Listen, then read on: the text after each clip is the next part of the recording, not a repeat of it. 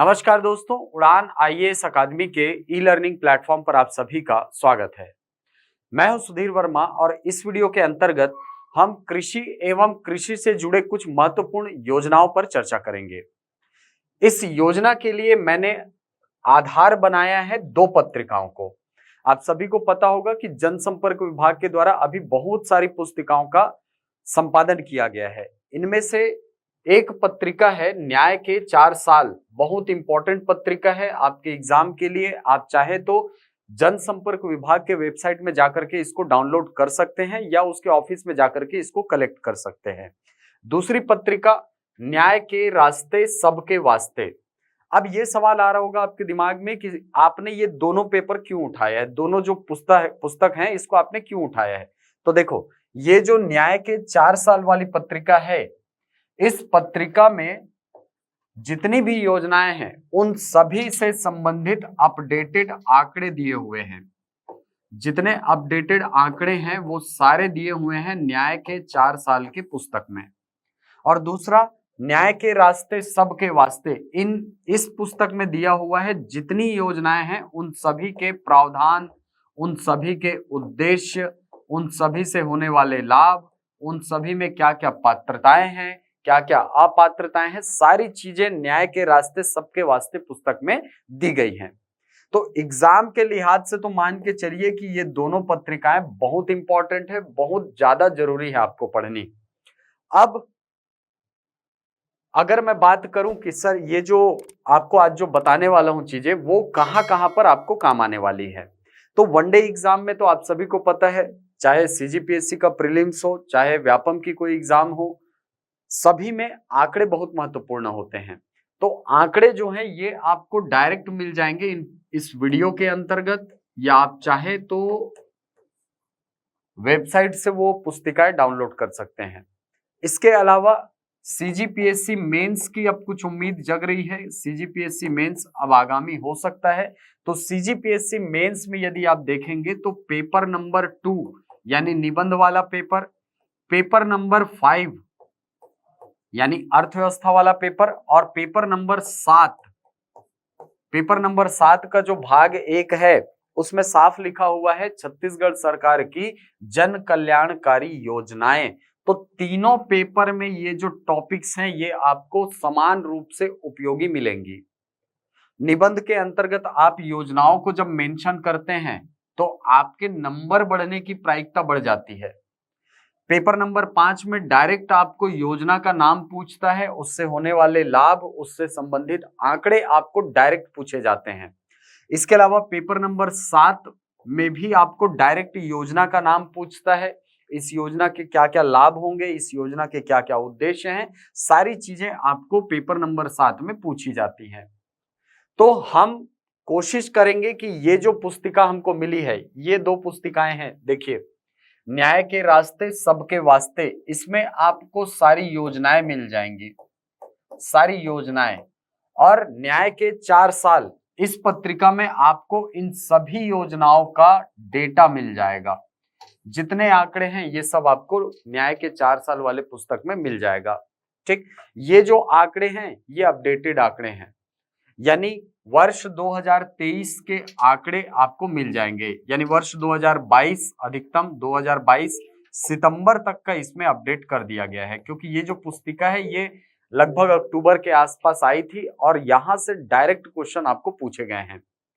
चलिए, तो आज जिस पर हम चर्चा करेंगे वो है कृषि एवं कृषक कल्याण विभाग। इस विभाग के द्वारा जितनी योजनाएं चलाई जा रही हैं उन सभी पर हम चर्चा करेंगे। तो बिना देरी किए सबसे पहली योजना पर हम चर्चा करते हैं। शायद एकदम क्लियर ना दिख रहा हो सकता है आपको, लेकिन मैं जो बताते जा रहा हूं आप चाहें तो इसको नोट डाउन कर सकते हैं या इस पुस्तिका को डाउनलोड कर लीजिएगा। चलिए, तो पहली योजना है राजीव गांधी किसान न्याय योजना। इसको पढ़ा कैसे जाए सर, इतना सारा लिखा है, इसको पढ़ा कैसे जाए। देखिए, एग्जाम में आपके पास मेंस की परीक्षा की बात करो तो वहां पर शब्द सीमा जो होती है वो बहुत लिमिटेड होती है। उस सीमित शब्द सीमा में आपको लिखना होता है, सारी चीजें देनी होती है, सारे आंकड़े आपको बताने होते हैं। तो उसमें लिखा कैसे जाए, तो कोशिश ये करिए कि आप जब किसी योजना को लिखते हैं तो बिल्कुल उसको पॉइंट वाइज लिखने का प्रयास करें। जैसे अगर मैं राजीव गांधी किसान न्याय योजना की बात करूं, अगर ये एग्जाम में आता है तो मैं सबसे पहले इसमें लिखूंगा कि ये योजना प्रारंभ कब हुई है। दूसरा मैं इसमें लिखूंगा इस योजना के उद्देश्य क्या है। तीसरा पॉइंट जो मैं इसमें लिखूंगा, इस योजना के प्रावधान क्या क्या हैं। और चौथा पॉइंट मैं इसमें लिखूंगा योजना के अंतर्गत लाभ क्या क्या है। तो ये 4 पॉइंट तो मैं जरूर रखूंगा। इसके अलावा यदि आप चाहें तो एक पॉइंट इसमें पात्रता, यानी कौन कौन पात्र होगा, कौन अपात्र होगा, इसके संबंध में भी आप लिख सकते हैं। यदि आप निबंध लिख रहे हैं और वर्ष 2018 और 19 को यदि आप देखेंगे तो वहां पर डायरेक्ट योजना को ही निबंध के रूप में दिया है। इसको कैसे लिखेंगे, तो उसमें आप और पॉइंट जोड़ दीजिए, सुझाव, निष्कर्ष, ये सारे पॉइंट आप निबंध के रूप में जोड़ के लिख सकते हैं। ठीक, चलिए, तो आप इन पॉइंट्स के तहत इनको तैयार करेंगे। ये वाला पॉइंट प्रारंभ कब हुआ, इसका उद्देश्य क्या है, इसके प्रावधान क्या है, ये आपके प्रीलिम्स के एग्जाम के लिए बहुत इंपॉर्टेंट है, या वनडे एग्जाम जो भी होता है उसके लिए महत्वपूर्ण है। जबकि मेंस के लिहाज से तो ये सारे पॉइंट्स आपके एग्जाम के लिए इंपॉर्टेंट हो जाते हैं। चलिए, तो सबसे पहले राजीव गांधी किसान न्याय योजना ये प्रारंभ कब हुई थी। तो आप सभी को पता है कि राजीव गांधी किसान न्याय योजना प्रारंभ हुई है 21 मई सन 2020 को। 21 मई 2020 को राजीव गांधी जी की पुण्यतिथि थी, हमारे भारत के भूतपूर्व प्रधानमंत्री, उनकी पुण्यतिथि के दिन में इस योजना को प्रारंभ किया गया था 21 मई 2020 को। इस योजना का उद्देश्य क्या है, तो पहला उद्देश्य है इसमें फसल विविधीकरण को प्रोत्साहित करना, यानी अलग अलग फसलों को लगाना। दूसरा, फसल क्षेत्राच्छादन, उत्पादन एवं उत्पादकता में वृद्धि करना। कुल मिलाकर कहे तो फसलों के उत्पादन को बढ़ाना और फसलों से जुड़े हुए जो क्षेत्र है उस फसल क्षेत्र में वृद्धि करना। ठीक, अगला, फसल के काश्त लागत की प्रतिपूर्ति कर कृषकों को शुद्ध आय में वृद्धि करना, कृषकों के शुद्ध आय में वृद्धि करना। ठीक, आप सभी को पता होगा इस योजना के तहत आदान सहायता, या जिसको हम इंग्लिश में बोलते हैं इनपुट सब्सिडी दी जाती है। इनपुट सब्सिडी क्या होता है सर? इनपुट सब्सिडी आप फसल बोने के पहले ही किसानों के खातों में अंतरित कर देते हैं। इससे किसानों को इधर उधर पैसे के लिए भटकना नहीं होता। तो इनपुट सहायता के माध्यम से किसानों को सहायता प्रदान करना, साथ ही उनकी जो काश्त लागत है यानी कृषि कार्य में लगने वाली जो लागत है उसकी प्रतिपूर्ति कर कृषकों के शुद्ध आय में वृद्धि करना, ये इसका उद्देश्य है। दूसरा है, अगला है इसमें कृषकों को कृषि में अधिक निवेश हेतु प्रोत्साहित करना। आप सभी को पता है कि जब से किसान न्याय योजना चालू हुई है, राजीव गांधी किसान न्याय योजना, हमारे यहाँ कृषि क्षेत्र जो है ये विस्तारित हुआ है। यानी अब जहां पहले कम क्षेत्र में विस्तारित कृषि की जाती थी, अब उस कृषि क्षेत्र का विस्तार हुआ है। अगला पॉइंट, कृषि को लाभ के व्यवसाय के रूप में पुनर्स्थापित करते हुए राज्य की जीडीपी में कृषि क्षेत्र की सहभागिता में वृद्धि करना। आप सभी को पता है कि कृषि क्षेत्र का जो योगदान है हमारी अर्थव्यवस्था में लगभग हर वर्ष 14 से लेकर के 16% तक ही होता है। जबकि आप बहुत सारी किताबों में पढ़े होंगे कि छत्तीसगढ़ की लगभग 70% आबादी जो है ये कृषि या कृषि के उत्पादों पर आधारित उद्योगों पर काम कर रही है। तो अब इस 14 से 16% जो योगदान है इसको बढ़ाना, इसको जब आप बढ़ाएंगे तो इन 70% लोगों की आय भी बढ़ेगी। तो इसी बात को ध्यान में रख करके ये योजना जो है आपको प्रारंभ की गई है। आगे इस योजना के अंतर्गत पात्रता क्या क्या होगी, तो देखिए सभी श्रेणी के भूस्वामी यानी जिनके नाम पर जमीन है वो वन पट्टाधारी कृषक, ठीक है, जो वन पट्टाधारी कृषक है, फॉरेस्ट जिसको बोला जाता है एफआरए वन अधिकार पत्र, यदि वो किसी व्यक्ति के पास है तो वो भी इस योजना का लाभ पाने के लिए पात्र होगा। अगला है इसमें संस्थागत भूधारक कृषक इस योजना के अंतर्गत पात्र नहीं होंगे। संस्थागत भूधारक कृषक यानी ऐसी भूमि जो जो पंचायत के द्वारा दी गई है। आप सुने होंगे कि कोटवारों को जमीन दी जाती है, तो वो इस योजना से लाभान्वित नहीं होंगे। इसके बाद रेगहा, बटाईदार, पट्टाधारी कृषक योजना के अंतर्गत लाभ के पात्र नहीं होंगे। यानी जो रेगहा में दी जाती है भूमि, या बटाईदार या पट्टे पर जो भूमि की जाती है, ऐसे कृषक इस योजना के अंतर्गत लाभ प्राप्त नहीं कर सकते। अब संबंधित मौसम में भूइयां पोर्टल में संधारित गिरदावरी के आंकड़े तथा कृषक के आवेदन में अंकित फसल व रकबे में से जो भी कम हो, उक्त फसल व रकबे को आदान सहायता राशि की गणना हेतु मान्य किया जाएगा। देखिए, आंकड़े जो हैं ये आपको दो प्रकार से दिखेंगे। जब आप आवेदन लगाएंगे तो वहां पर भी एक आंकड़ा होगा।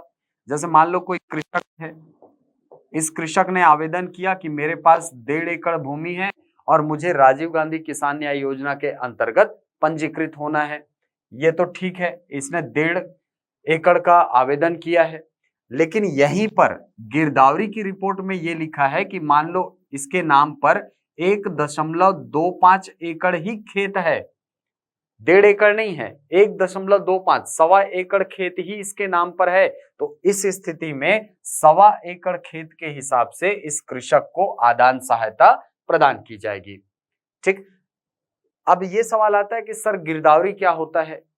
ठीक है, गिरदावरी जो है ये तहसीलदारों के संरक्षण में किया गया भौतिक सत्यापन होता है। ठीक है, तहसीलदार जाते हैं खेत में और वहां पर पटवारी की सहायता से उस खेत को नापा जाता है। नाप करके फिर उसका भौतिक सत्यापन जब करते हैं तो उसको कहा जाता है क्या, गिरदावरी। तो गिरदावरी की रिपोर्ट और आपके आवेदन में से जिसमें भूमि का क्षेत्रफल कम होगा उसको आधार बनाया जाएगा। अगला, कृषकों को आदान सहायता प्राप्त करने हेतु आवेदन पत्र के साथ राजीव गांधी किसान न्याय योजना पोर्टल पर पंजीयन कराना अनिवार्य होगा। यहाँ पर पोर्टल में अनिवार्य रूप से आपको पंजीकृत होना चाहिए, तभी आप इस योजना का लाभ उठा सकते हैं। अब अपंजीकृत कृषकों को योजना अंतर्गत अनुदान की पात्रता नहीं होगी। अनिवार्य कर दिया, कंपलसरी है आपके लिए रजिस्टर्ड होना, अदरवाइज आपको इस योजना का लाभ नहीं मिलेगा। लाभ क्या है इस योजना का, देखिए, योजना अंतर्गत खरीफ 2021 से धान के साथ खरीफ की प्रमुख फसल यानी मक्का है, कोदो कुटकी है, सोयाबीन, अरहर, गन्ना उत्पादक कृषकों को प्रति वर्ष 9,000 रुपए प्रति एकड़ आदान सहायता राशि दी जा रही है। तो ये बिल्कुल मत सोचिए कि केवल धान के लिए ये योजना चलाई जा रही है, नहीं, धान के अलावा जैसे मक्का है, कोदो कुटकी है, सोयाबीन है, अरहर है और गन्ना है, ये सारी फसलें भी इस योजना के अंतर्गत शामिल कर ली गई हैं और इनसे जुड़े हुए जो कृषक हैं उनको प्रति वर्ष 9,000 रुपए प्रति एकड़ की दर से आदान सहायता प्रदान की जा रही है। वर्ष 2021 में जिस रकबे से किसान द्वारा एमएसपी पर धान विक्रय किया गया था, यदि वह धान के बदले कोदो कुटकी या गन्ना, अरहर, मक्का, सोयाबीन, दलहन, तिलहन, सुगंधित धान, फोर्टिफाइड धान, केला, पपीता लगाता है अथवा वृक्षारोपण करता है तो उसे प्रति एकड़ 10,000 रुपए की आदान सहायता राशि दी जाएगी।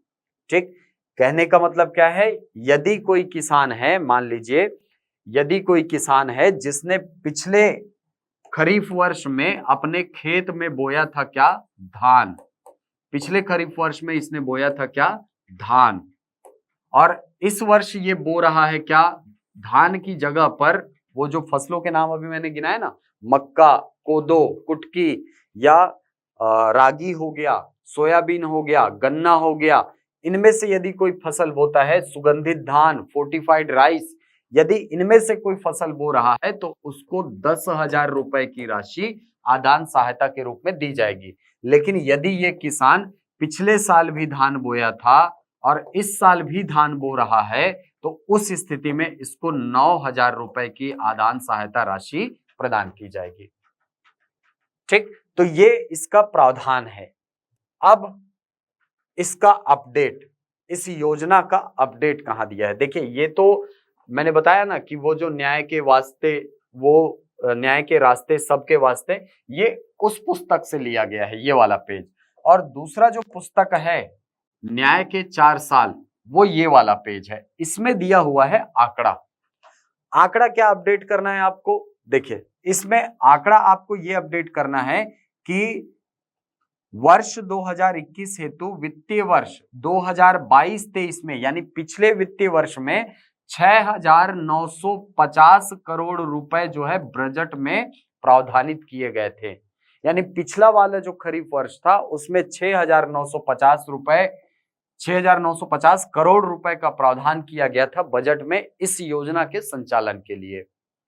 अब इस वर्ष की यदि मैं बात करूं तो इस वर्ष का बजट आप जब देखेंगे, ये देखिए बजट का भी पेज मैंने लगाया है। बजट के लिए इस साल के लिए है ना, वर्ष 2022-23 की धान खरीदी के लिए 6,800 करोड़ रुपए की राशि का प्रावधान किया गया है। 6,800 करोड़ रुपए। पिछले साल का कितना था आपने देखा, 6,950 करोड़ रुपए था। ठीक है, पिछले वित्तीय वर्ष में 6,950 करोड़ रुपए था और इस वित्तीय वर्ष में कितना प्रावधानित है, 6,800 करोड़ रुपए। तो इसको आप जब आंकड़े डालेंगे अपने निबंध में डालें, चाहे आप अपने आंसर पेपर नंबर 5 के आंसर में डालें या पेपर नंबर 7 के आंसर में डालें, तो कहीं ना कहीं ये आपको अतिरिक्त अंक दिलाने में बिल्कुल सहायक होगा। चलिए, तो ये तो हो गई बात राजीव गांधी किसान न्याय योजना की। इतना ही पढ़ना है, बहुत ज्यादा इसमें देखना नहीं है। इसमें बस कौन पात्र है कौन अपात्र है ये आप देख सकते हो। इस योजना का उद्देश्य क्या क्या है ये आप देख सकते हो। इस योजना के अंतर्गत कौन कौन सी फसलें शामिल हैं आप ये देख सकते हो। और वर्तमान बजट में कितने रुपए का प्रावधान किया गया है ये आप देख सकते हो। इसके अलावा यदि आपको देखना है तो एक आंकड़ा आपको बता रहा हूं इसी योजना से संबंधित, कि योजना जब से चालू हुई है, यानी 21 मई 2020 से जब से योजना चालू हुई है, तब से लेकर के अभी तक 16,401 करोड़ रुपए जो हैं ये किसानों के खातों में अंतरित किया जा चुका है। ठीक है, वैसे है ये 16,401 करोड़ रुपए और इसमें और ऐड होता है 45 लाख। ठीक है, इतना रुपया 16,401 करोड़ 45 लाख रुपया जो है ये किसानों के खातों में अंतरित किया जा चुका है। तो ये आंकड़े आप बिल्कुल याद रख सकते हैं, यहां से क्वेश्चन डायरेक्ट आएगा। इसके अलावा यदि आप चाहे तो धान खरीदी के जो वर्तमान आंकड़े हैं धान खरीदी के, इसको आप इसमें ऐड कर सकते हैं। ठीक, क्योंकि पिछले साल आपको पता होगा लगभग 107 मीट्रिक टन धान की खरीदी हमने की थी और इस साल 110 का लक्ष्य रखा है। ठीक, चलिए तो ये याद रखेंगे। अगली योजना में चलते हैं। अगली योजना है गोधन न्याय योजना। छत्तीसगढ़ सरकार की फ्लैगशिप योजनाओं में एक बहुत बड़ा नाम है गोधन न्याय योजना का। गोधन न्याय योजना की शुरुआत हुई है 20 जुलाई 2020 को। इस दिन एक त्योहार था, आप सभी को पता होगा, हमारे छत्तीसगढ़ का पहला त्योहार नाम का है हरेली। हरेली तिहार के दिन ये योजना प्रारंभ करेगी री से। ठीक, अब इस योजना के उद्देश्य की यदि बात करें तो पहला जो उद्देश्य है वो है पशुपालकों की आय में वृद्धि। आप सभी को पता है कि जो गौपालक होते हैं उनसे गौठानों के द्वारा गोबर की खरीदी की जाती है। इससे क्या होगा, पशुपालकों की आय में वृद्धि होगी। दूसरा, पशुधन विचरण एवं खुली चराई पर रोक। आप सभी को पता होगा इसके लिए हम एक अभियान चलाते हैं हर साल जुलाई के माह में, आप ये नाम सुनते हो बार बार। अभियान क्या होता है, रोका छेका। ये हमारे छत्तीसगढ़ की पुरानी परंपरा है कि जैसे ही धान बुआई होती है उसके बाद फिर गांवों में दईहान में जो गाय हैं या बैल है या जो भी हमारे कृषि कार्य के पशु है उनको दईहान में गौठान में रख दिया जाता है। ठीक, तो रोका छेका अभियान वही है, ये कोई नया चीज नहीं है। ठीक, तो पशुधन विचरण एवं खुली चराई पर रोक लगाना ये इस योजना का उद्देश्य है। तीसरा है जैविक खाद के उपयोग को बढ़ावा देना और रासायनिक उर्वरक के उपयोग में कमी लाना। इसलिए आपने देखा होगा कि अभी जब खाद वितरित किया गया, खाद जब बेचा गया किसानों को तो वहां पर रासायनिक खादों के साथ साथ उन्हें वर्मी कंपोस्ट भी दिया गया था, और ये वर्मी कंपोस्ट हमारे गौठानों में ही बनाए गए थे। तो रासायनिक खादों के उपयोग को कम करना और जैविक खादों के उपयोग को बढ़ावा देना, इससे हमारे मिट्टी का स्तर भी सुधरेगा। ठीक, रासायनिक खादों का उपयोग करके आपने अपनी मिट्टी को अम्लीय क्षारीय बना डाला है। इस अम्लीयता को कम करना, क्षारीयता को कम करना और पीएच को लगभग 7 के आसपास लाना, अभी आगे पढ़ेंगे मृदा स्वास्थ्य कार्ड योजना, उसके अंतर्गत ये सारी चीजें आएंगी। तो ये जो योजना है इसके द्वारा एक प्रत्यक्ष इसका लाभ ये बोल सकते हो कि इसमें रासायनिक खादों का उपयोग कम होगा और जैविक खेती को बढ़ावा दिया जाएगा। इसके बाद खरीफ एवं रबी फसल सुरक्षा एवं द्विफसलीय क्षेत्र विस्तार, द्विफसलीय क्षेत्र का विस्तार करना। ऐसे क्षेत्र हमारे यहाँ बहुत सारे हैं जहां पर आप दोबारा फसल नहीं लेते हैं, यानी एक मौसम में फसल होता है, दूसरे मौसम में फसल नहीं होता है। तो ऐसे क्षेत्र में द्विफसलीय क्षेत्र का विस्तार करना, यह भी इस योजना का उद्देश्य है। स्थानीय स्तर पर जैविक खाद की उपलब्धता सुनिश्चित करना, यानी आप गौठान के स्तर पर ही वर्मी कंपोस्ट बना करके बेच रहे हो, तो स्थानीय स्तर पर आपको गोधन की या जो वर्मी कंपोस्ट है उसकी उपलब्धता सुनिश्चित हो जाती है, आपको इधर उधर भटकना नहीं होगा। अब स्थानीय स्व सहायता समूहों को रोजगार के अवसर, इसके लिए एक बहुत बड़ी योजना हमारे यहाँ छत्तीसगढ़ में चल रही है जिसका नाम है रिपा। ठीक है, रूरल इंडस्ट्रियल पार्क। ठीक है, 2 अक्टूबर 2022 को ये योजना प्रारंभ हुई है, याद रखिएगा 2 अक्टूबर 2022 को ये योजना प्रारंभ हुई है। और इस योजना के माध्यम से जो गौठान है उनको इंडस्ट्रियल पार्क के रूप में, रूरल इंडस्ट्रियल पार्क के रूप में विकसित किया जा रहा है। वहां पर छोटे छोटे प्रसंस्करण केंद्र लगाए जाएंगे, स्व सहायता समूहों के पर आधारित जो छोटे छोटे उद्योग हैं, लघु उद्योग, कुटीर उद्योग, उनका निर्माण वहां पर किया जाएगा।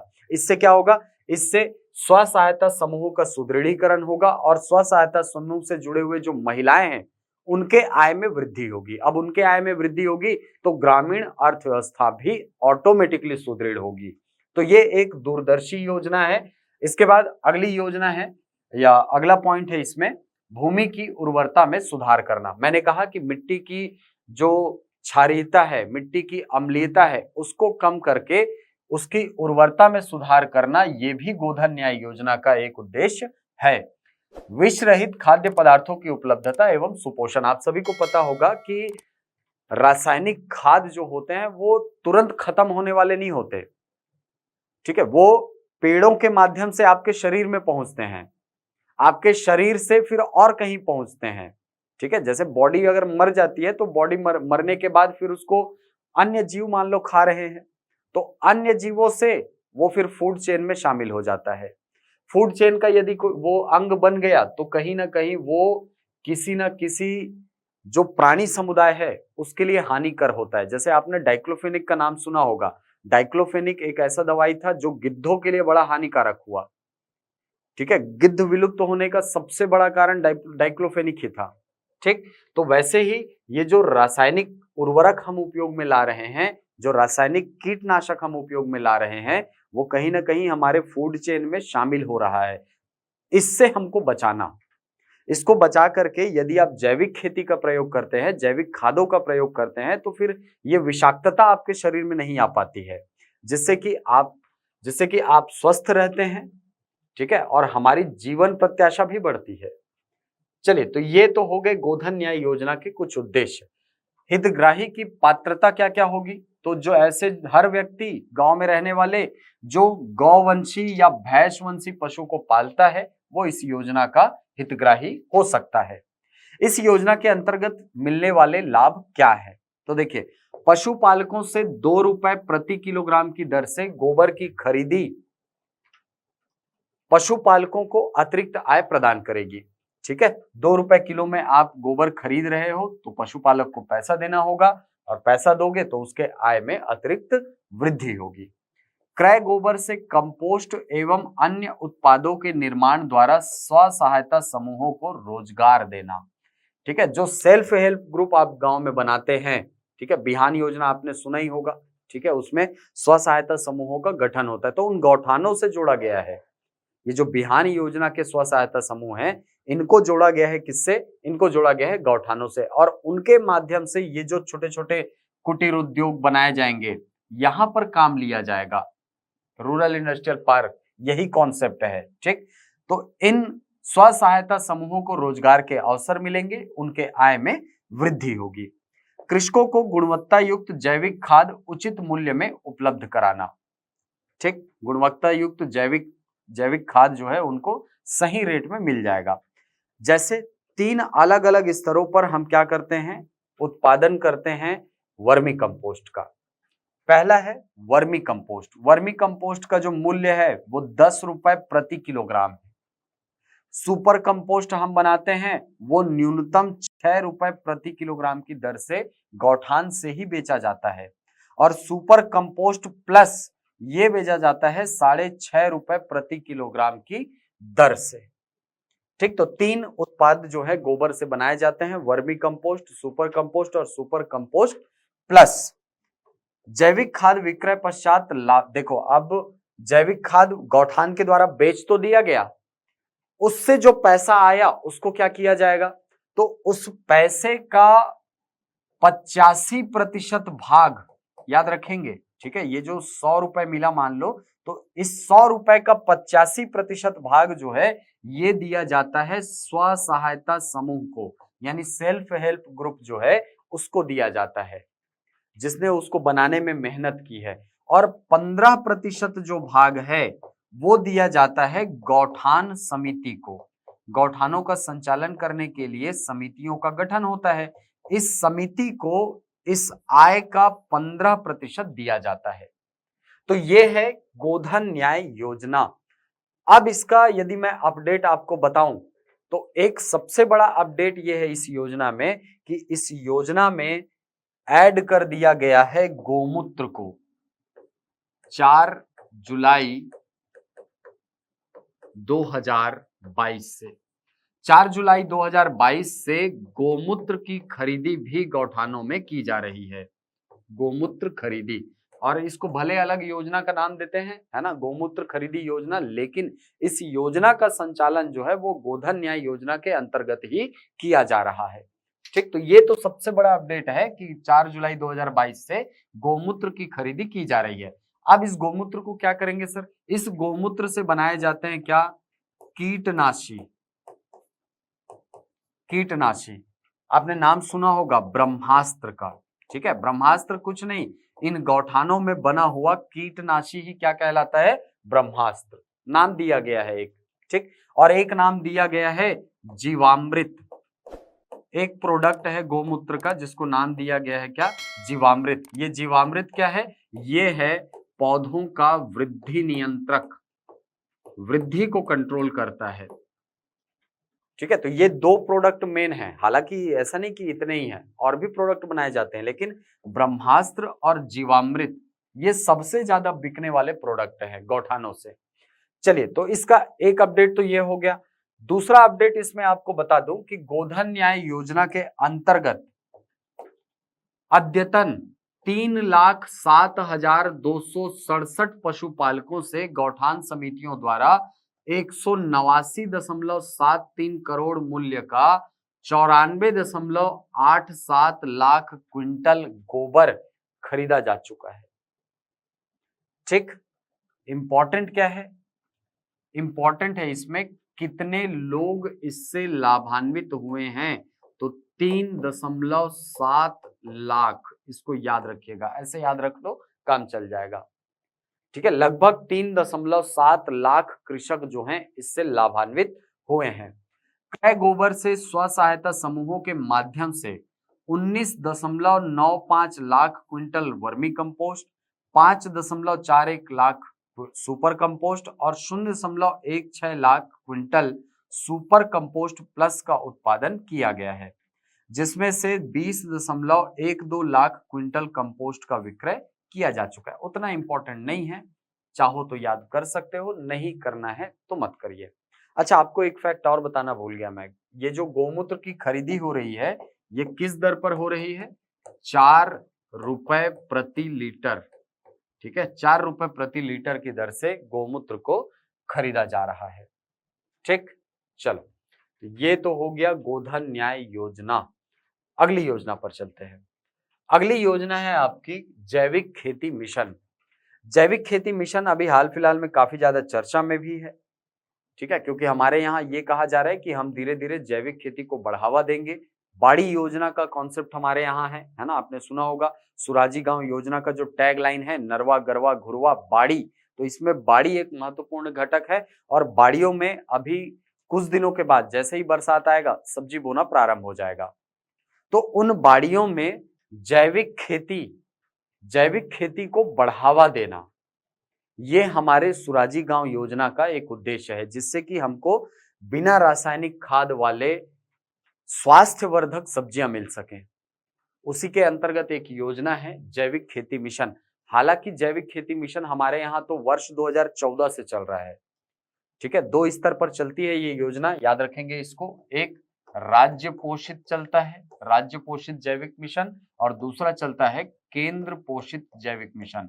राज्य पोषित जो जैविक खेती मिशन है ये वर्ष 2014 से चल रहा है, जबकि केंद्र पोषित जैविक मिशन चल रहा है 2016 से 2016 से चल रहा है, ठीक है। परंपरागत खेती ऐसे करके आप सुने होंगे, परंपरागत कृषि विकास योजना, ठीक। चलिए, तो 2 स्तरों पर ये योजना चलती है। हमको मेन बात करना है इसकी राज्य प्रवर्तित जो योजना है हमारे यहाँ जैविक खेती मिशन, इसकी, ठीक। राज्य में जैविक खेती द्वारा लागत में कमी एवं टिकाऊ उत्पादकता प्राप्त करना, ये इसका उद्देश्य है। इसके अलावा प्रामाणिक जैविक खेती को बढ़ावा देना, जैविक उत्पादन प्रणाली में कृषकों की क्षमता का विकास करना। तो मोटे तौर पर कहें तो जैविक कृषि को बढ़ावा देना और जैविक कृषि से जुड़े हुए कृषकों को प्रोत्साहित करना, ये इस योजना का उद्देश्य है। इस योजना के अंतर्गत पात्रता क्या है? चयनित क्लस्टर में सम्मिलित सभी वर्ग एवं श्रेणी के कृषक। इस योजना के अंतर्गत क्लस्टरों का चयन होता है, क्लस्टर्स बनाए जाते हैं। उन क्लस्टर्स के अंतर्गत जितने भी किसान पंजीकृत होते हैं वो सभी इस योजना के अंतर्गत पात्रता रखते हैं। इस योजना के यदि लाभ की बात करें तो जैविक कृषकों का 3 दिवसीय राज्य स्तरीय प्रशिक्षण दिया जाता है उनको राज्य स्तर पर, और जिला स्तर पर 2 दिवसीय प्रशिक्षण दिया जाता है जिला स्तर पर। इसके बाद जैविक कृषकों को राज्य के बाहर 10 दिवसीय शैक्षणिक भ्रमण पर ले जाया जाता है, ठीक है। ऐसी जगह जहां पर जैविक खेती के माध्यम से उत्पादन किया जा रहा है, कृषि उत्पाद बन रहे हैं, उन उत्पादों की जानकारी लेना और उनसे संबंधित प्रशिक्षण प्राप्त करने के लिए 10 दिनों के शैक्षणिक भ्रमण पर ले जाया जाता है, ठीक। अगला है जैविक कृषि तकनीकी पर फसल प्रदर्शन 10,000 रुपए प्रति प्रदर्शन प्रति एकड़, ठीक है। तो ये 10,000 रुपए प्रति प्रदर्शन प्रति एकड़ की दर से भुगतान किया जाता है।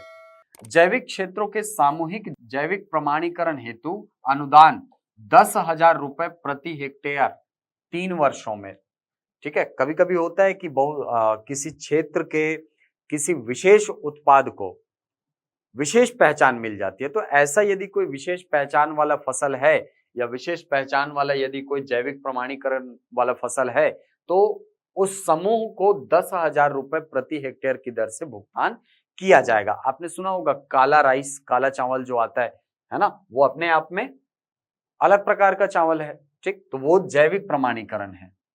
अगला, अब देखो इंपॉर्टेंट अब इसमें क्या है, अब देखो इसमें हम लोग पढ़ लिए उद्देश्य, पात्रता और लाभ। इसका अपडेट पढ़िए। अब इसका अपडेट क्या है, देखिए इसका अपडेट ये है कि वर्ष 2022-23 में 1,42,279 हेक्टेयर क्षेत्र में जैविक फसल उत्पादन को प्रोत्साहित किए जाने की कार्य योजना है, ठीक है। यानी पिछले वित्तीय वर्ष में लक्ष्य रखा गया था कितना, 1,42,000, इसको ऐसा भी लिख सकते हैं 1.42 लाख हेक्टेयर में जैविक फसल उत्पादन को प्रोत्साहित करने का कार्य योजना राज्य सरकार के द्वारा बनाया गया था, ठीक। तो 1.42 लाख हेक्टेयर, ये पिछले वित्तीय वर्ष का है। इस वर्ष का अपडेट आगामी जो अगले साल का जो इकोनॉमिक सर्वे आएगा उसमें मिलेगा हमको, ठीक। चलिए तो ये तो हो गई योजना जैविक खेती से संबंधित। अगली योजना है शाकंभरी योजना। शाकंभरी योजना, शाकंभरी योजना के अंतर्गत इसका प्रारंभ यदि देखें तो ये योजना प्रारंभ हुई है वर्ष 2005 से। कई जगह पे 2006 मिलता है, लेकिन इसका जब आप इसकी अधिसूचना आप देखते हैं तो वर्ष 2006 का हमको मिलता है। ठीक, उद्देश्य क्या है? सिंचाई संसाधनों का विकास करना। सिंचाई संसाधनों का विकास करना इस योजना का उद्देश्य है, यानी सिंचाई के संसाधन। अब हमारे क्षेत्र में देखेंगे तो मेन हमारे यहाँ देखा जाए तो नहरों और प्राकृतिक वर्षा को छोड़ करके कुएं और नलकूप ये सबसे बड़े साधन हैं सिंचाई के। तो उन्हीं का विकास करने के लिए शाकंभरी योजना चलाई जा रही है। ये योजना वर्ष 2005-06 से चलाई जा रही है और इसके अंतर्गत सभी श्रेणी के लघु और सीमांत कृषक पात्र होते हैं। यानी लघु और सीमांत कृषक, चाहे वो जनरल हो, चाहे ओबीसी हो, चाहे अनुसूचित जाति या जनजाति किसी भी वर्ग का हो, यदि वो लघु या सीमांत वर्ग का है तो उसको इस योजना के अंतर्गत लाभ प्रदान किया जाएगा। इस योजना के अंतर्गत लाभ क्या है? देखिए, लाभ बोले या इसी को बोल सकते हो, इस योजना के अंतर्गत प्रावधान क्या है? प्रावधान, तो इस योजना के अंतर्गत 2 स्तरों पर आपको अनुदान दिया जाता है। अनुदान पैसा दिया जाता है मेन। ठीक, एक दिया जाता है कूप निर्माण पर, यानी कुआं जब आप खोदने के लिए प्रारंभ करते हो, कुआं जब निर्माण करने की बात करते हो, तो वहां पर आपको राज्य शासन के द्वारा अनुदान दिया जाता है। वहीं दूसरा दिया जाता है नलकूप निर्माण पर, या नलकूप जो है उसको इंस्टॉल करने के लिए आपको दिया जाता है। कुएं के निर्माण के लिए अधिकतम 34,200 रुपए, 34,200 रुपए या लागत का 50%, जो भी कम हो उसका भुगतान किया जाता है राज्य सरकार के द्वारा कुआं निर्माण पर। और नलकूप की अगर मैं बात करूं तो नलकूप इंस्टॉल करने के लिए 16,875 रुपए, अधिकतम 16,875 रुपए या लागत का 75%, जो भी कम हो वो आपको इस योजना के अंतर्गत प्रदान किया जाता है। ठीक है, अब इसमें ये हो सकता है ना, लागत अलग अलग जगह पे अलग अलग हो सकता है। क्यों? कहीं पर मान लो मुरम है तो वहां पर जो कुआं खुदाई है उसका रेट कम लगेगा, लेकिन कहीं पर मान लो चट्टान है तो वहां पर कुआं खुदाई का मूल्य अधिक होगा। इसीलिए अधिकतम की सीमा इसमें रखी गई है कुआं निर्माण में, खासकर है ना।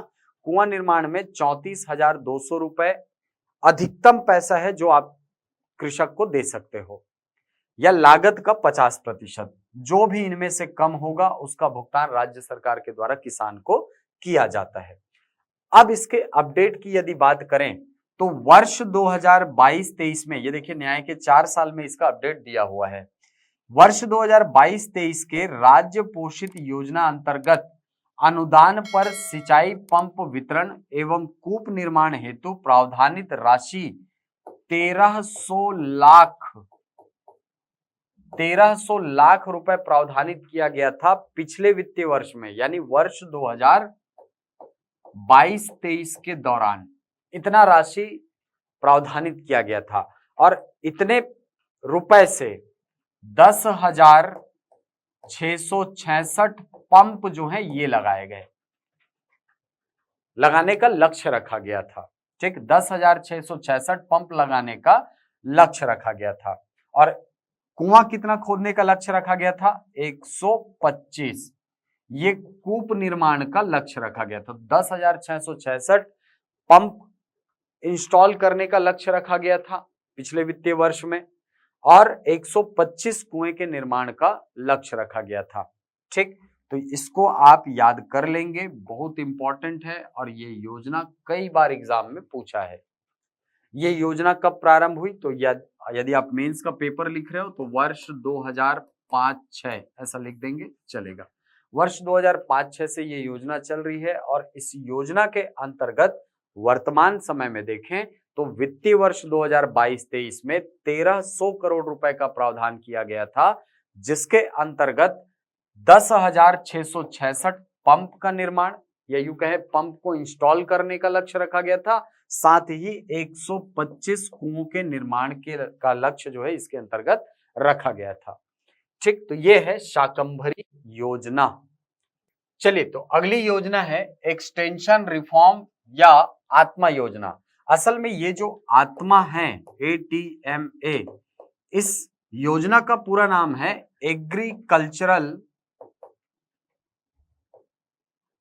Agricultural technology and management agency. Agricultural technology and management agency. इस योजना के द्वारा जो कृषक हैं, जो कृषि कार्य से जुड़े हुए लोग हैं, उनको तकनीकी रूप से सक्षम बनाना और नई तकनीकों के बारे में जानकारी प्रदान की जाती है।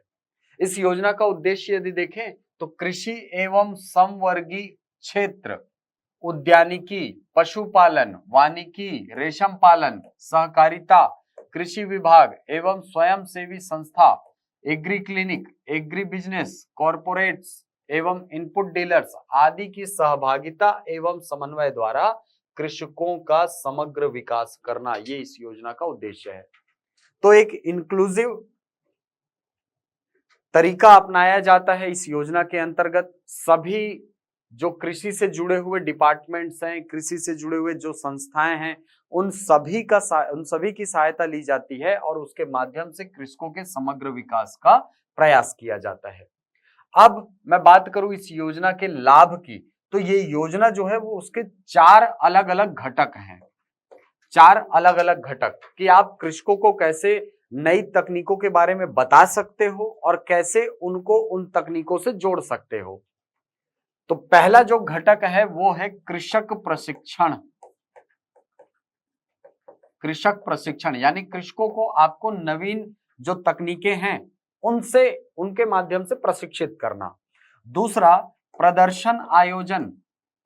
प्रदर्शन आयोजन, तो जितने भी नई तकनीकें हैं उनकी प्रदर्शनी के माध्यम से किसानों को उस योजना से या उस तकनीक से परिचित कराना। जैसे आपने देखा होगा कृषि मेला का आयोजन होता है हमारे यहाँ लगभग नवंबर दिसंबर के महीने के आसपास। उसमें क्या होता है, उसमें नई नई तकनीकों के बारे में दिखाया जाता है। इसके अलावा यदि पशुपालन करना चाहता है किसान, तो पशुपालन से जुड़े हुए लोग भी वहां होते हैं। वो बताते हैं कि भैया देसी गाय में उतना आय नहीं है जितना साहीवाल या गिर में है, क्योंकि ये 2 से 4 लीटर ही दूध देने वाली है, वो देने वाली है 15 से 16 लीटर। नस्ल के बारे में सारी जानकारी आपको बताई जाती है। तो ये सारी चीजें जो हैं ये कृषि प्रदर्शन के माध्यम से किसानों को दिखाया जाता है। अगला है कृषि शैक्षणिक भ्रमण, ठीक है, या कृषक शैक्षणिक भ्रमण। अभी एक थोड़ी देर पहले हमने योजना में बताया था कि भाई किसानों को भेजा जाता है अलग अलग जगह पर। जैविक खेती जब पढ़ रहे थे तो उसमें शैक्षणिक भ्रमण के लिए 10 दिन के लिए राज्य से बाहर भेजा जाता है। वैसे ही नई तकनीकों को सीखने के लिए किसानों को शैक्षणिक भ्रमण पर भेजा जाता है, जिससे कि वो उस तकनीक को सीख कर वापस आए। अगला जो घटक है वो है पुरस्कार, ठीक है। तीसरा हो गया शैक्षणिक भ्रमण और चौथा हो गया पुरस्कार। पुरस्कार अलग अलग स्तर पर कृषकों को पुरस्कार दिए जाते हैं, ठीक है। एक कृषि के क्षेत्र में तो एक बहुत बड़ा पुरस्कार आप जानते ही हैं, डॉक्टर खूबचंद बघेल पुरस्कार, ठीक है। इसके अलावा आप देखेंगे कि प्रत्येक विकास खंड के कृषकों को 10-10 हजार रुपए, कितने कृषकों को? 5 कृषकों को। प्रत्येक विकास खंड के 5 कृषकों को 10-10 हजार रुपए, प्रत्येक जिले में 10 कृषकों को 25-25 हजार रुपए, राज्य में 10 कृषकों को 50-50 हजार रुपए तथा जिले में 5 कृषक समूहों को 20-20 हजार रुपए से पुरस्कृत करने का प्रावधान इस योजना के अंतर्गत किया गया है। तो ऐसे कृषक जो कि नई तकनीकों को अपनाते हैं और नई तकनीकों के माध्यम से कृषि कर रहे हैं, उनको पुरस्कृत करने का भी प्रावधान इस योजना के अंतर्गत किया गया है। तो ये 4 अलग अलग घटक हैं आत्मा योजना का। आत्मा योजना का सबसे पहले तो ये नाम याद रखिए, ठीक है, agricultural technology and management agency. इसके 4 घटक हैं, कृषक प्रशिक्षण, प्रदर्शन, शैक्षणिक भ्रमण और पुरस्कार। अब इसके अपडेट की यदि मैं बात करूं तो इस योजना के अंतर्गत वर्ष 2020-21 में 406 लक्ष्य के विरुद्ध 386 फार्म मशीनरी बैंकों की स्थापना प्रदेश में की गई है। इसको याद रखेंगे, इसमें जो मशीनरी बैंक होते हैं उनकी स्थापना की जाती है, मशीनरी बैंक। अब ये मशीनरी बैंक क्या होते हैं सर? मशीनरी बैंक ऐसे बैंक होते हैं जहां पर नए नए जो मशीन है, नवीन तकनीकें कृषि से संबंधित, उन सभी को रखा जाता है। और वर्ष 2021-22 में 406 लक्ष्य रखा गया था मशीनरी बैंक बनाने का, जिसमें से 386 जो मशीनरी बैंक है इनकी स्थापना की गई थी। वर्ष 2022-23 में 20 लक्ष्य जारी किया गया है, 20 का लक्ष्य रखा गया है। ठीक, तो ये है इस योजना का प्रमुख अपडेट। अब आगे बढ़ते हैं। चलिए, अगली योजना है सॉइल हेल्थ कार्ड योजना। देखिए, इस योजना को हमारे राज्य में प्रारंभ किया गया है वर्ष 2015 से। वर्ष 2015 से ये योजना चल रही है।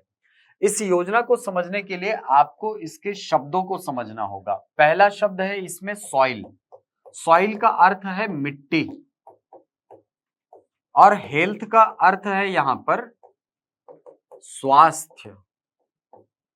तो यहां से यदि मैं शाब्दिक अर्थ निकालूं तो क्या निकला? मिट्टी का स्वास्थ्य। मिट्टी का क्या स्वास्थ्य होता है सर?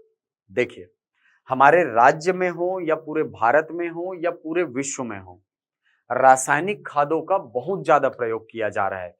खासकर आपने हरित क्रांति जब पढ़ा होगा तो उस फेज में हमने रासायनिक खादों का इतना उपयोग किया है कि हमारी मिट्टी का स्वास्थ्य बिगड़ गया है। अनेक क्षेत्रों में आपको मिट्टी का स्वरूप दिखेगा क्षारीय या अम्लीय, जबकि किसी भी फसल के लिए, कोई भी फसल हो, उसके लिए 7 या 7 के आसपास, 6, 7, 8 इसी रेंज की मिट्टी सबसे उपयुक्त मानी जाती है। तो इस लिहाज से यदि देखें तो हमारे मिट्टी का स्वास्थ्य तो बहुत जरूरी हो जाता है। अब हमारे मिट्टी के जो स्वास्थ्य, मिट्टी का जो स्वास्थ्य है वो यदि अम्लीय हो गया, क्षारीय हो गया, तो वो फिर अब जब कृषि किया जाएगा तो उसमें उतना लाभान्वित हमको नहीं कर पाएगी। तो इसके लिए क्या किया जाएगा? इसके लिए आप सॉइल हेल्थ कार्ड योजना के अंतर्गत शामिल हो जाइए। इस योजना के अंतर्गत कृषकों की भूमि से मिट्टी ली जाती है और मिट्टी लेकर के उसका मिट्टी परीक्षण केंद्र जो होता है ना, मृदा परीक्षण केंद्र, उन मृदा परीक्षण केंद्रों में उसको परीक्षण किया जाता है कि उस मिट्टी की प्रकृति कैसी है। यदि उस मिट्टी की प्रकृति अम्लीय है तो ऐसे खाद को डालने को कहा जाता है जिसकी प्रवृत्ति क्षारीय हो। ऐसी मिट्टी जिसकी प्रवृत्ति अम्लीय हो गई है, ऐसी मिट्टी जिसकी प्रवृत्ति क्षारीय हो गई है, उसको कहा जाएगा कि आप चूना का प्रयोग करिए। चूना की प्रवृत्ति अम्लीय होती है। ठीक, तो सही खादों का प्रयोग करना, मिट्टी के स्वास्थ्य को ध्यान में रखकर सही खादों का प्रयोग करना, ये इस योजना का प्रमुख उद्देश्य है। चलिए तो पढ़ते हैं। सबसे पहले उद्देश्य क्या है? राज्य के समस्त कृषकों को सॉइल हेल्थ कार्ड उपलब्ध कराकर संतुलित एवं समन्वित उर्वरक उपयोग हेतु प्रोत्साहित करना। कृषकों को बताना कि भैया आपकी मिट्टी की जो स्वास्थ्य है वो अम्लीय है, प्रवृत्ति कैसी हो गई है? अम्लीय हो गई है। इसमें अगर आप यूरिया डालोगे तो और खराब हो जाएगी मिट्टी। तो क्या किया जाए? उसमें क्षारीय उर्वरक डाला जाए। ये जो क्षारीय उर्वरक है वो धीरे धीरे उस मिट्टी के पीएच को 7 के आसपास लाने का प्रयास करेगा। ठीक, दूसरा उद्देश्य मिट्टी परीक्षण प्रयोगशाला का सुदृढ़ीकरण एवं नवीन प्रयोगशालाओं की स्थापना। मिट्टी परीक्षण प्रयोगशाला जितने पास पास में होंगे, ठीक है, जैसे विकासखंड स्तर पर यदि आप बना देते हो तो विकासखंड के कृषकों को बाहर नहीं जाना होगा फिर। तो मिट्टी परीक्षण प्रयोगशाला का सुदृढ़ीकरण एवं नवीन प्रयोगशालाओं की स्थापना करना भी इस योजना का उद्देश्य है। तीसरा है विकासखंड स्तर पर मृदा उर्वरता मानचित्र एवं उर्वरक अनुशंसा तैयार करना। ठीक है, पूरे विकास खंड की मिट्टियों का सर्वेक्षण करना और बताना कि इस भाग में मिट्टी जो है वो अम्लीय है, जबकि दूसरे भाग में क्षारीय है, और एक भाग ऐसा है जहां पर मिट्टी जो है वो खेती के लिए उपयुक्त है। आपने मानचित्र में बांट दिया। अब मानचित्र में आपने बांट दिया, फिर मान लो इस क्षेत्र का कृषक आपके पास आता है ना, ये अम्लीय मिट्टी है, ये अम्लीय मिट्टी है, ये क्षारीय मिट्टी है, और मान लो अम्लीय मिट्टी वाला कृषक आपके पास आएगा तो आप बताओगे उसको कि भाई आपके क्षेत्र में मिट्टी की जो प्रकृति है वो अम्लीय है, तो आप अम्लीय खाद का प्रयोग ना करें, आप चूना का प्रयोग ना करें, आप क्या डालिए वहां पर, आप पोटाश डालिए। ठीक, तो अम्लीय मिट्टी, क्षारीय मिट्टी, मिट्टी की प्रवृत्ति के आधार पर उनको खाद या उर्वरक अनुशंसा करना, यह भी इस योजना का उद्देश्य है।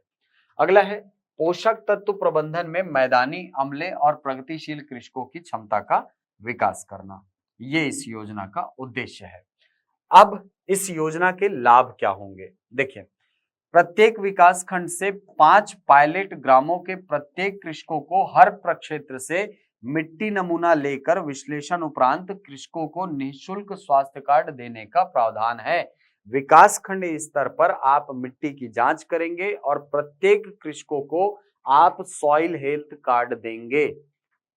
ये इस योजना का लाभ है। दूसरा, सॉइल हेल्थ कार्ड की अनुशंसा के आधार पर सूक्ष्म तत्वों, जैव उर्वरकों एवं मृदा सुधारकों के उपयोग को प्रोत्साहन हेतु प्रदर्शन आयोजन के लिए 2500 रुपए प्रति हेक्टेयर का अनुदान देना। तीसरा है, प्रत्येक पायलट ग्राम में संतुलित पोषक तत्व प्रबंधन हेतु विभिन्न फसल अवस्था में चरणबद्ध मेला कैंपेन का आयोजन क्षेत्रीय ग्रामीण कृषि विस्तार अधिकारी के संरक्षण में कराना। ठीक, तो ये सब इसके उद्देश्य हैं, इसका लाभ है। अब यदि मैं इस योजना के अपडेट की बात करूं तो वर्ष 2021 में योजना के अंतर्गत 3104 ग्रामों में 1,78,253 मृदा नमूना लिए गए, 2,190 प्रदर्शन किए गए, 3,104 प्रशिक्षण आयोजन किए गए हैं। ठीक है, और इनसे संबंधित कार्य योजना की जो रिपोर्ट है वो भेजी गई है किसको, भारत सरकार को, और भारत सरकार से स्वीकृति अद्यतन अपेक्षित है, अपेक्षा की जा रही है कि वो वहां से इसको पास कर देंगे। ठीक, तो ये इस योजना का अपडेट है। अगली योजना है गन्ना बोनस। गन्ना बोनस बहुत इंपॉर्टेंट है, और इस साल आप जब बजट सुन भी रहे होंगे या पढ़े होंगे तो आपको पता होगा कि गन्ना बोनस के रूप में 60 करोड़ रुपए का प्रावधान किया गया है जो गन्ना के कृषक हैं उनके लिए। चलिए, तो प्रदेश के गन्ना उत्पादक किसानों को गन्ना पेराई, ठीक है, इसमें दिया गया है वर्ष 2018 हेतु इतनी राशि थी, 2019-20 हेतु 73 करोड़ थी, वर्ष 2020-21 हेतु अब तक 48.20 करोड़ का भुगतान किया जा चुका है, और 2021-22 में लगभग 76 करोड़ रुपए का व्यय संभावित है। वो उस समय की बात थी। अब ये जो आपको पेज दिख रहा है, ये जो अलग से व्हाइट कलर का पेज दिख रहा है, इसमें ये है क्या, ये बजट का स्क्रीनशॉट है। ठीक है, और बजट के 33वें पॉइंट में मुख्यमंत्री जी ने कहा है कि गन्ना उत्पादक किसानों को भी प्रति वर्ष प्रोत्साहन राशि का भुगतान किया जा रहा है। इसके लिए इस साल के बजट में 60 करोड़ रुपए प्रावधानित किया गया है। तो यह है गन्ना बोनस का टॉपिक। अगला है कृषक समग्र विकास योजना। कृषक समग्र विकास योजना जो है ये बेसिकली बीज संरक्षण की योजना है। आप सभी को पता है कि अगले साल का यदि फसल बोना है हमको, तो इस साल के लिए बिजहा हमको रखना होता है, थरहा देना है तो बिजहा निकालते हो, है कि नहीं। तो बीज संरक्षण के लिए योजना चलाई गई है जिसका नाम क्या रखा गया है, कृषक समग्र विकास योजना। इसके दो घटक हैं। एक घटक का नाम रखा गया है अक्ति बीज संवर्धन योजना। अक्ति हमारे तिहार का नाम है ना, अक्ति बीज संवर्धन योजना। इस योजना के अंतर्गत धान के जो बीज हैं उसको संरक्षित किया जाता है। उत्तम किस्म के जो बीज हैं वो संरक्षित किए जाते हैं और उन बीजों को अगले खरीफ वर्ष में किसानों को बेचा जाता है। तो एक ये उद्देश्य है, ठीक है, ये इसका काम है। इस योजना का बेसिक उद्देश्य क्या हो सकता है, आप खुद सोच सकते हैं। किसानों को अच्छा बीज उपलब्ध कराना, ये इस योजना का उपलब्ध है। कृषक समग्र विकास योजना, इसके दो घटक हैं। एक धान के लिए घटक है, उसका नाम क्या रखा है, अक्ति बीज संवर्धन योजना। और दूसरा इसका घटक है दलहन उत्पादन प्रोत्साहन योजना। इसके अंतर्गत दलहन के जो बीज हैं उनको संरक्षित किया जाता है। ठीक, तो ये दो घटक हैं।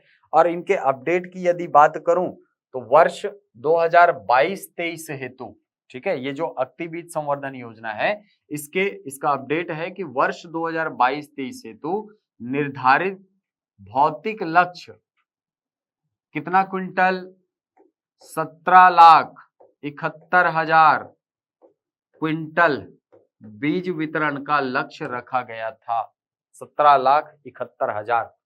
वहीं दलहन उत्पादन की यदि बात करूं, उत्पादन प्रोत्साहन योजना की, तो इसमें लक्ष्य रखा गया था वर्ष 2022-23 में 46,000 क्विंटल, ये वितरण का लक्ष्य रखा गया था।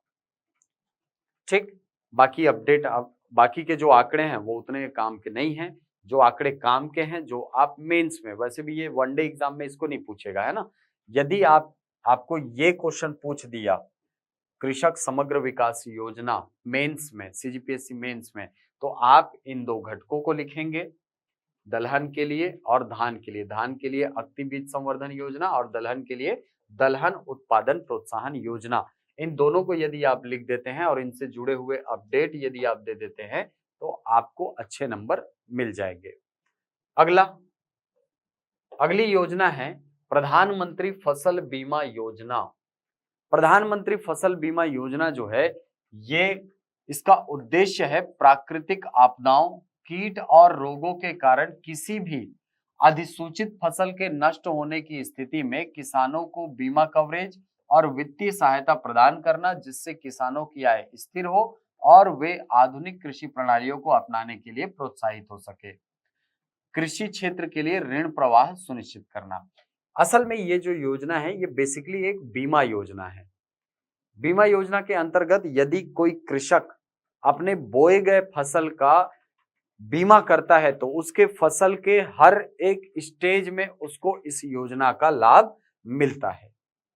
अब इसके अंतर्गत अधिसूचित फसलें कौन कौन सी हैं, तो खरीफ में मुख्य फसल है धान सिंचित और धान असिंचित, यानी ऐसा क्षेत्र जहां पर सिंचाई की सुविधा है उसके धान भी इसके अंतर्गत अधिसूचित है, और नहीं है, जहां सिंचाई सुविधा नहीं है वहां के धान भी इसके अंतर्गत अधिसूचित है। मक्का, सोयाबीन, मूंगफली, अरहर, मूंग, उड़द, रबी, ठीक है। हाँ, ये तो हो गए खरीफ, उड़द और उड़द तक। रबी में क्या क्या है, चना, गेहूं सिंचित और गेहूं असिंचित, अलसी, राई और सरसों, ठीक है। तो खरीफ और रबी दोनों को अलग अलग करके बताया गया है। खरीफ में क्या है, धान सिंचित असिंचित, मक्का है, सोयाबीन है, मूंगफली है, अरहर है, मूंग है, उड़द। और रबी में कौन कौन है, तो चना, गेहूं सिंचित असिंचित दोनों, अलसी, राई और सरसों। यदि इस योजना के प्रीमियम की बात करें तो इस योजना की प्रीमियम है 2%, प्रीमियम दर है 2%। अब इसकी मैं बात करूं क्षति स्तर की, अधिसूचित फसलों का क्षति स्तर कितना होगा, तो यदि मान लो कोई मौसमी फसल है, खरीफ फसल, और वो किसी कारण से खराब हो गई, आपने 2% दे करके प्रीमियम दर भरा है ना, PMFBY जो है प्रधानमंत्री फसल बीमा योजना, इसमें रजिस्टर किया है, तो धान सिंचित होने की क्षेत्र में 90% भाग जो है आपको सिंचित किया, इसमें बीमा इसका दिया जाएगा। शेष समस्त अधिसूचित फसल को 80% राशि जो है इसके अंतर्गत भुगतान किया जाएगा यदि फसल खराब हो गई तो। रबी में देखें तो चना के लिए 90% और शेष सभी अधिसूचित फसल जो हैं इसमें 80% का बीमा कवर दिया जाता है। पात्रता क्या है, ऋणी किसान का फसल बीमा अनिवार्य है, जबकि अऋणी किसान ऐच्छिक रूप से बीमा करा सकते हैं। ठीक है, यानी अगर कोई किसान जिसने नाबार्ड वगैरह से या क्षेत्रीय ग्रामीण बैंक से कृषि ऋण लिया है तो उसके लिए फसल बीमा अनिवार्य होगा, फसल बीमा लेना अनिवार्य होगा। लेकिन अगर कोई ऐसा किसान जिसको कोई लोन नहीं है तो वो ऐच्छिक रूप से बीमा करा सकता है, उसकी मर्जी पर निर्भर है। अब इस योजना के अपडेट की यदि बात करें तो इस योजना में वर्ष 2022-23 हमको मेन पढ़ना है ना, वर्ष 2022-23 में कुल 13,95,369 कृषकों ने बीमा किया है। ठीक, और अपडेट आपको पढ़ना है तो वर्ष 2021-22 का मिलेगा फिर। ठीक है, 2021-22 में 16,09,646 कृषकों का फसल बीमा किया गया था, जिसके अंतर्गत 5,66,629 पात्र जो कृषक है उनको 1,364.5 करोड़ रुपए का भुगतान किया गया। ये आंकड़े हैं वर्ष 2021-22 के, और ये जो आंकड़ा है ये वर्ष 2022-23 का है। ठीक, तो ये है प्रधानमंत्री फसल बीमा योजना। ये सारी योजनाएं आपके एग्जाम के लिए बहुत इंपॉर्टेंट है, एक जल्दी से नजर मार लेते हैं। सबसे पहले हमने पढ़ा राजीव गांधी किसान न्याय योजना, इसके प्रावधान, इसके अपडेट, और आपको मैंने बताया इसमें रेफरेंस लेकर किसका, छत्तीसगढ़ बजट 2023-24 में इसके संबंध में 6,800 करोड़ रुपए की राशि का प्रावधान किया गया है। दूसरी योजना हमने देखी गोधन न्याय योजना। गोधन न्याय योजना में ये वाला जो पेज है वो न्याय के रास्ते सबके वास्ते से लिया गया है, जबकि ये वाला जो पेज है ये न्याय के 4 साल पत्रिका से लिया गया है। ऐसे ही सब में दिया हुआ है। इसके बाद जैविक खेती मिशन के बारे में मैंने बताया, इसके अपडेट देखे। फिर शाकंभरी योजना के बारे में बताया मैंने, आत्मा योजना देखा हमने, सॉइल हेल्थ कार्ड योजना देखा, उसके बाद फिर हमने गन्ना बोनस देखा, कृषक समग्र विकास योजना देखा, और अंत में हमने देखा प्रधानमंत्री फसल बीमा योजना। तो ये कृषि क्षेत्र की प्रमुख योजनाएं हैं, इनको अच्छे से तैयार करिए। पेपर नंबर 7 में डायरेक्ट क्वेश्चन यहां से आता है, तो अच्छे से तैयारी करिए। ये थे कृषि क्षेत्र के कुछ महत्वपूर्ण योजनाएं जो आपके एग्जाम के लिए महत्वपूर्ण साबित हो सकते हैं। मिलते हैं अगली वीडियो में कुछ नई जानकारियों के साथ, कुछ नए तथ्यों के साथ। तब तक के लिए धन्यवाद।